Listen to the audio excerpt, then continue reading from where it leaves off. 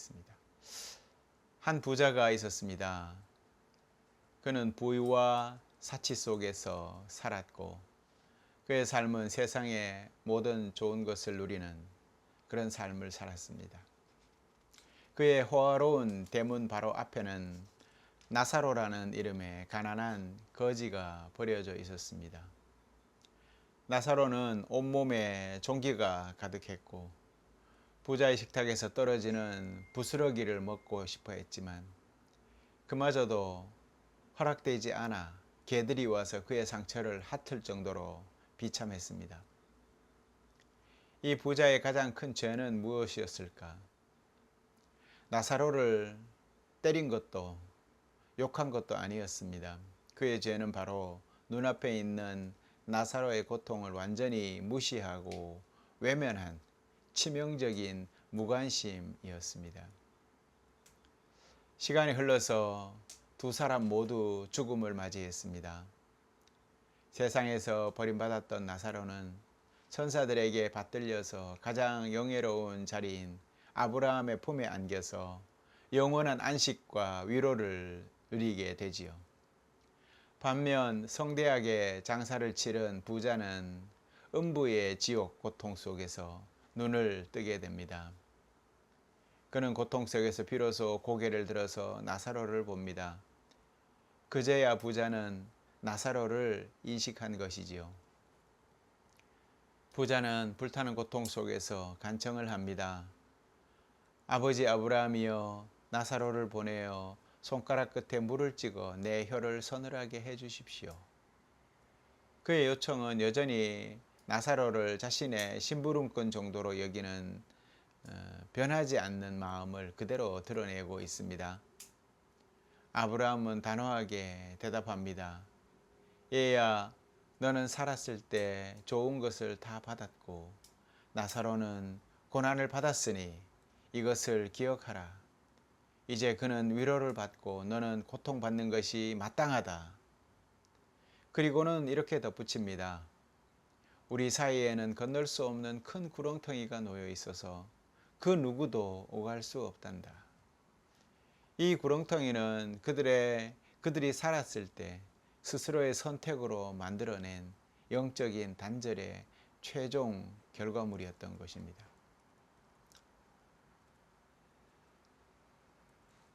첫 번째 간청이 이렇게 거절되자 부자는 자신의 5 형제를 걱정하며 두 번째 간청을 올려드립니다. 죽은 나사로를 그들에게 보내서 경고해 주십시오 라는 것입니다. 그는 죽은 자의 증언이라는 기억이라면 형제들이 회개할 것이라고 믿었던 것이죠. 그러나 아브라함은 예수님 비유의 핵심을 찌르는 최종적인 선언을 그에게 합니다. 그들에게는 이미 모세와 선지자들의 말씀이 있지 않느냐? 그 말씀에 들을지니라. 부자가 말합니다. 아닙니다. 만일 죽은 자가 살아나 간다면 회개할 것입니다. 라고 다시 애원하자 아브라함은 최종적인 진리를 못 박습니다. 모세와 선지자들의 말씀에 귀 기울이지 않는다면 비록 죽은 자가 살아나는 기적이 일어날지라도 결코 그들은 믿지 않을 것이다. 성도 여러분, 오늘 말씀은 우리의 구원의 화려한 기적을 기다리는데 있지 않습니다. 이미 주어진 하나님의 말씀에 순종해서 눈앞의 이웃을 외면하지 않는 삶을 선택하는 살아있는 믿음에 달려있다는 것을 깨우쳐주는 말씀이라는 것입니다. 1999년도에 하버드 대학교에서 그 심리학과에서 다니엘 사이먼스와 크리스토퍼 차브리스라는 이 교수는 심리학 역사에 있어서 길이 남을 만한 아주 유명한 실험을 하나 진행을 했습니다. 그들은 실험 참가자들에게 흰 옷을 입은 팀과 검은 옷을 입은 팀이 두 팀이 농구를 하는 짧은 영상을 보여줍니다.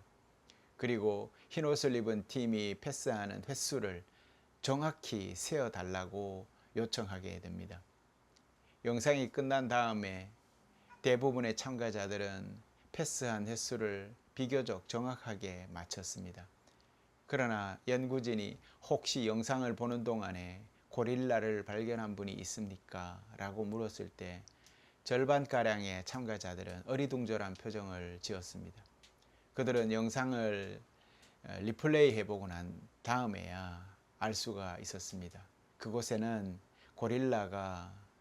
그 고릴라 분장을 한 그 사람이 등장해서 코트 한가운데서 걸어와서 가슴을 치면서 유유히 사라지는 장면이 9초씩이나 펼쳐졌기 때문입니다. 이 실험으로 이들은 이러한 개념을 제시합니다. 무주의 맹시, 즉 주의를 기울이지 않을 때 발생하는 시력의 상실이라는 그러한 인간의 놀라운 인지적 한계를 증명한 그러한 유명한 실험으로 지금도 회자되고 있습니다. 사람의 눈을 보고 사람의 눈은 보고 싶은 것을 보지요. 혹은 또 보아야 한다고 생각하는 것에 집중을 하게 될 때에 바로 눈앞에 있는 명백한 사실조차도 인식하지 못하는 놀라운 선택적 시각을 가지고 살아간다는 사실을 우리는 이 실험을 통해서 알 수가 있습니다. 이 심리학적 통찰은 오늘 예수님께서 들려주시는 부자와 나사로의 비유를 이해하는데 섬뜩할 만큼 깊은 영적 울림을 함께 전해줍니다. 비유 속 부자는 사악한 폭군이나 잔인한 압제자가 아니었습니다. 성경은 그가 나사로를 발로 차거나 학대했다고 기록하지 않습니다. 단지 그의 죄는 훨씬 더 근본적이고 무서운 것이었습니다. 그는 날마다 자신의 화려한 대문을 드나들면서도 바로 그 문 앞에 버려져서 신음하고 있던 나사로라는 한 인간을 전혀 보지 못했던 것입니다. 그의 모든 주의력은 자색 옷과 고운 베옷 그리고 날마다 스스로의 호화로운 잔치라는 그러한 자기 삶에만 집중되어 있었습니다. 그는 자신의 쾌락과 만족에 너무나 몰두한 나머지 그의 인생 한가운데를 평생토록 어슬렁거리고 있었던 고릴라, 즉 나사로라는 그 한 사람의 생명을 아무렇지도 않게 인식하지 못하고 지나갔던 것입니다. 이것은 단지 2000년 전 한 부자의 이야기로 그쳐서는 안 됩니다. 이것은 풍요로운 우리 시대 속에서도 자신의 안위에만 몰두하며 우리 집 대문 앞에, 우리 회사 문 앞에, 그리고 우리 마음의 문 앞에서 신음하고 있는 수많은 나사로라는 존재들을 애써 외면하고 있는 우리 모습이기도 하기 때문입니다. 오늘 말씀은 그런 점에서 우리에게 다시 되묻습니다. 당신 삶에서 여전히 보지 못하고 있는 고릴라가 있습니까? 나사로가 있습니까? 라고 묻습니다. 여러분의 일상이라는 경기장 한가운데서 무관심 속에서 죽어가고 있는 나사로는 누구입니까? 그리고 그를 보지 못하는 대가가 건널 수 없는 영원한 심연이 될 수도 있다는 사실을 여러분은 진정으로 깨닫고 있는지를 오늘 말씀은 우리에게 되묻고 있습니다. 부자와 나사로의 비유는 죽음 이후의 세계에 대한 신비로운 이야기가 아닙니다. 오히려 지금 여기 우리가 발딛고 있는 이 땅에서의 삶이 얼마나 결정적인지를 보여주는 가장 강력한 경고이기 때문입니다. 우리는 이 비유 속에서 영원한 운명을 가르는 세 가지 중요한 진실을 발견하게 되는데 그 첫째가 가장 무서운 죄는 무관심이라는 것입니다. 오늘 함께 읽었던 아모스서의 말씀을 보십시오. 부자의 삶에 대한 생생한 본보기를 우리에게 보여주지 않습니까?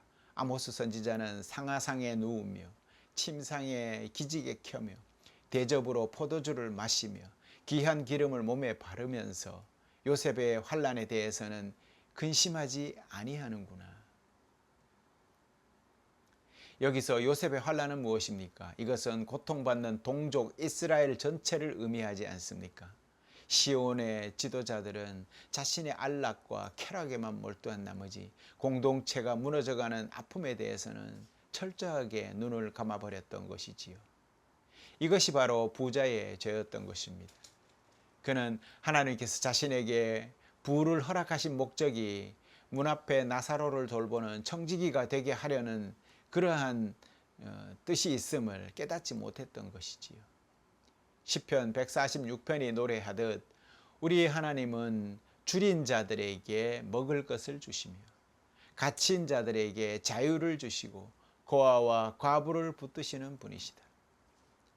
이 하나님의 성품을 외면하고 자신의 부를 오직 자신만을 위해 쌓아두는 것은 하나님을 거스르는 가장 근본적인 죄악이 될 수 있다는 것입니다. 다음은 영원한 문은 지금 닫히고 있다는 것을 알아야 합니다. 부자는 음부의 고통 속에서도 뒤늦게 자신의 형제를 걱정하지요. 그러나 아브라함의 대답은 냉정합니다. 그들에게는 이미 모세의 선지자들이 있다는 것입니다. 지금 주어진 말씀에 순종할 기회를 놓친다면 죽음 너머에서 오는 그 어떤 기적의 증언이 있다 하더라도 소용이 없다라는 말이죠. 이것은 디모데를 향한 바울의 간절한 권면에서도 선한 싸움을 싸우라, 영생을 취하라, 이를 위하여 네가 부름을 받았다.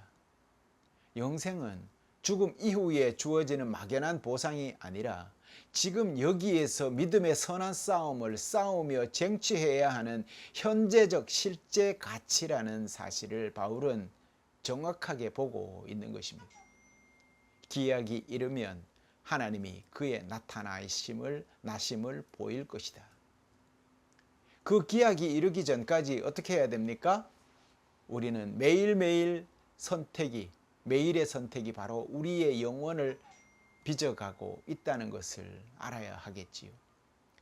부자와 나사로 사이에 놓인 큰 구렁텅이는 그들이 죽은 후에 갑자기 생긴 것이 아닙니다. 그것은 부자가 살아있는 동안 매일매일 나사로를 외면하고 자신의 대문을 닫아 걸었던 그 무관심의 순간들이 쌓여서 그렇게 구렁텅이가 깊어졌고 건널 수 없게 되었던 것이죠. 조금씩, 그러나 돌이킬 수 없이 깊이 파여버린 그 구렁텅이의 결과가 매일매일의 삶에서 쌓였다라는 것입니다. 세 번째는 구원은 기적이 아닌 들음에 있다는 사실을 우리는 명심해야 합니다. 부자는 죽은 나사로가 다시 살아 돌아가서 증언한다면 그의 형제들이 회개할 것이라고 굳게 믿고 있습니다. 그는 여전히 구원을 특별한 이벤트나 기적적인 체험에서 찾고 있지요. 그러나 아브라함의 마지막 말은 무엇입니까? 이 모든 기대를 한 번에 무너뜨리는 말을 합니다. 모세와 선지자들에게 듣지 아니한다면 비록 죽은 자 가운데서 살아나는 자가 있을지라도 권함을 받지 아니하리라. 이것은 우리 신앙의 본질에 대한 가장 중요한 선언이 아니겠습니까? 참된 믿음은 눈앞의 기적에 의존하지 않습니다. 참된 믿음은 비록 지금 당장 눈앞에 보이지 않고 손에 잡히지 않더라도 기록된 하나님의 말씀을 신뢰하고 그 말씀에 순종하는 것입니다. 하나님께서는 이미 우리에게 구원에 이르기에 충분한 모든 것을 말씀을 통해서 우리에게 주셨습니다. 문제는 말씀이 부족한 것이 아니라는 것이지요. 그 말씀을 듣지 않으려는 우리의 완고한 마음 때문이라는 이 지적에 우리는 가슴을 다시 한번 여며 보아야 하겠습니다. 성도 여러분, 저와 여러분의 삶이 무관심의 깊은 구렁텅이를 파는 어리석은 부자의 삶이 아니라 하나님의 자비에 참여하는 지혜로운 청지기의 삶이 되기 위해서는 때로 외면해 오던 여러 가지 현실을 정면으로 마주할 용기도 필요합니다. 그러기 위해서 여러분에게 몇 가지 영적 실천 과제를 함께 나누고자 합니다. 먼저 영적으로 나의 영적 자리를 찾는 훈련이 필요합니다. 나는 지금 대문 안과 밖 그리고 어디에 여러분이 지금 현재 위치에 서 있는지 확인하는 것이 중요하지요. 이것을 위한 영적 훈련으로 먼저 눈을 감고 오늘 복음서의 말씀 속 비유의 장면 속에서 머물러 보십시오. 여러분은 어디에 머물고 있습니까? 혹 부자의 화려한 식탁에 앉아 있지는 않습니까? 그렇다면 그곳에 풍성한 음식 맛과 감미로운 음악 소리, 사람들의 즐거운 웃음소리를 한번 느껴보십시오. 이때 여러분의 마음이 편안한지 아니면 불편한지. 이제 묵상 속 그 장소에서 조용히 일어나서 대문 밖으로 나가봅시다. 차가운 돌바닥에 누워서 신음하고 있는 나사로 곁에 쭈그려 앉아 봅시다. 그의 낫지 않은 상처에서 나는 냄새를 맡고 텅 빈 그의 굶주린 눈빛을 마주하며 고통으로 갈라진 그의 신음소리를 한번 들어보십시오. 여러분 마음에는 어떤 감정이 솟구치십니까? 불편함, 죄책감, 희미한 연민, 혹은 이 모든 것을 빨리 외면하고 싶은 마음이 드십니까? 이 침묵 기도 속에서 평소 얼마나 대문 안에 안락한 삶에 안주하며 대문 밖에 고통에 무감각했는지를 성령께서 조명하시도록 여러분 자신을 내어 맡기는 시간을 가져보십시오. 다음은 하루를 마감하며 잠자리에 들기 전 각자의 삶의 자리에서 만난 나사로를 기억하며 떠올려 봅시다. 오늘 복음서 속 대문 밖의 풍경은 단지 성경 속 이야기가 아닙니다. 하루의 삶의 자리에서 내 대문 앞에 스쳐 지나간 나사로는 누구였는지 기억해 보는 시간이 필요합니다. 물질의 나사로는 없었습니까? 도움의 손길을 청하지만 외면했던 가난한 이웃이나 뉴스를 통해서 스쳐 지나간 재난 속의 희생자들이 바로 그들일 것입니다. 마음의 나사로는 없었습니까? 따뜻한 말 한마디의 위로가 간절했지만 바쁘다는 핑계로 지나쳐버린 외로운 동료나 상처 입은 가족이 바로 그들이 아니겠습니까? 영혼의 나사로는 혹 없었습니까? 생명의 복음을 들어야 할 필요가 있지만 복음 전하기를 부끄러워하며 침묵했던 친구나 이웃이 바로 그들일 것입니다. 우리가 외면했던 그들의 얼굴을 주님 앞에 하나씩 아뢰며 무관심했던 마음을 용서해 주시기를 구해 봅시다. 그리고 내일은 그들 중 단 한 사람에게라도 작은 위로의 손길을 내밀 수 있는 용기를 정해 봅시다. 세 번째는 우리 삶은 보이지 않는 두 개의 식탁 앞에 놓여 있음을 기억해야 하겠습니다. 하나는 세상의 부와 명예로 가득한 부자의 식탁입니다. 이 식탁은 결국 우리를 교만과 자기중심적인 삶으로 이끕니다. 다른 하나는 세상의 눈에는 초라해 보이는 나사로의 자리입니다. 그러나 이 자리는 우리를 겸손으로 이끌어 마침내 아브라함의 품에 안기는 영원한 생명의 잔치로 이어집니다. 우리는 매일 무엇을 먹고 무엇을 입으며 시간을 어떻게 사용하고 돈을 어떻게 쓸까를 고민하며 선택의 기로에 머물게 됩니다. 그럴 때 내면의 소리는 우리를 어느 식탁으로 더 가까이 이끌고 있습니까? 우리는 부자의 식탁에서 떨어지는 세상의 부스러기로 만족하려 합니까? 아니면 나사로의 자리에서 영원한 생명의 잔치를 소망하고 있습니까? 사랑하는 성도 여러분, 오늘 비유 속 부자의 가장 큰 비극은 그가 죽어서 지옥에 갔다는 사실이 아닙니다. 그의 진짜 비극은 살아있는 동안 바로 자기 대문 앞에서 천국을 만날 수 있는 기회를 매일같이 걷어차 버렸다라는 것입니다. 나사로는 그에게 불편한 존재가 아니라 그가 영원한 구렁텅이로 빠지지 않도록 하나님께서 보내주신 마지막 동아줄이었을지도 모릅니다. 오늘 여러분의 대문 앞에도 하나님께서 보내신 나사로가 누워 있습니다. 더 이상 외면하지 마십시오. 문을 열고 나가서 그의 이름을 불러주고 여러분의 상에서 떨어지는 부스러기가 아닌 여러분의 식탁으로 그를 초대하십시오. 여러분이 나사로의 손을 잡는 그 순간 여러분과 영원한 사이를 가로막고 있던 차가운 구렁텅이는 하나님 나라로 건너가는 그러한 따뜻한 다리가 되어질 것입니다. 그리 주님과 영적 무주의 맹시에 빠지지 않고 각자의 대문 앞 주님 보내신 나사로를 발견할 수 있는 모든 성도님들 다 되시기를 바랍니다. 기도하시겠습니다.